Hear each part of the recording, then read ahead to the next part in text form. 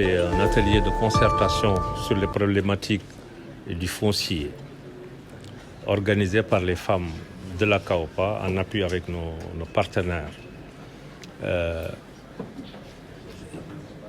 Dans la majeure partie de nos pays, le constat c'est que les femmes occupent des espaces pendant des générations ou des décennies et du coup elles sont dégarpies pour donner la place à d'autres secteurs plus puissants. Soit c'est des industriels, c'est le tourisme et c'est dans ce cadre-là qu'on a organisé cet atelier de réflexion pour voir quel plaidoyer on va porter au niveau de nos États et des instances africaines pour donner le droit à ces femmes d'accéder à la terre. Et c'est là également que nous interpellons nos États et les décideurs dans le cadre de l'appel à l'action, de faire attention à l'économie bleue parce qu'il y a d'autres secteurs plus puissants économiquement, politiquement, pour concurrencer ces braves dames. J'ai tantôt parlé de tourisme. Dans le cadre de l'économie bleue, on va faire la promotion du secteur pétrolier, gazier et touristique. Et naturellement, ils vont occuper des terres.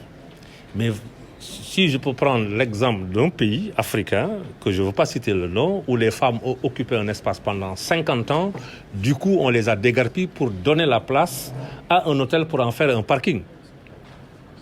C'est pour cela que nous essayons de mettre le lien au niveau des droits humains et des documents que nos États ont ratifiés pour donner plus de droits et plus de considération à nos femmes transformatrices, qui jouent un rôle extrêmement important dans l'économie de nos pays et la sécurité alimentaire. Faire un constat, comme ils l'ont dit, pas peut-être prendre en compte une complainte, mais c'est une situation aujourd'hui qui commence à faire tache d'huile dans tous nos pays africains.